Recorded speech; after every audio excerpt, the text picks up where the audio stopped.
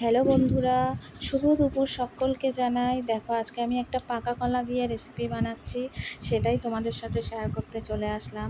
তোমরা দেখো, বাড়িতে কলা আনলে যদি খাওয়া না হয় 3-4 দিন হয়ে যায়, সেটা খোসাটা একটু কালো কালো হয়ে যায়, কিন্তু কলাটা পচে না, একটু মজে মজে যায়। ওই কলাটাই ফেলে না দিয়ে আমি একটা কলার পাকা কলার বড়া বানাতে চলেছি। সেটাই আমি ভাবলাম আমার বন্ধুদের সাথে শেয়ার করি। দেখো, কলাগুলো যথারীতি ছাড়িয়ে নিয়েছিলাম, তার মধ্যে ময়দা দিয়েছি, কিছুটা পরিমাণ চিনি অ্যাড করছি, কারণ মিষ্টি তো দিতে হবে। মিষ্টি যে যেমন খাও সে সেমনিভাবে মিষ্টি দেবে।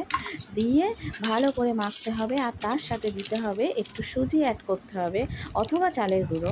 চালের গুঁড়ো যেহেতু আমার ছিল না, তাই আমি সুজি অ্যাড করছি, তা নাহলে মুচমুচে হবে না। সুজিটা দিলে একটু মুচমুচে হবে।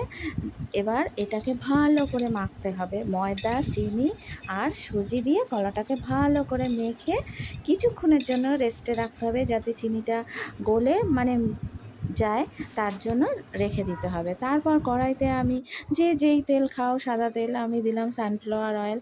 সেইটা দিয়ে এবার বড়ার আকারে, যেহেতু বড়া বানাবো সেহেতু বড়ার আকারে ভাজলাম। কেউ চ্যাপ্টা করেও ভাজতে পারো, আমি যেহেতু গোল গোল বড়ার আকারে, তাও আমার পুরো গোল হয়নি। দেখো, তা ভালোই হয়েছিল কলার বড়াটা খেতে।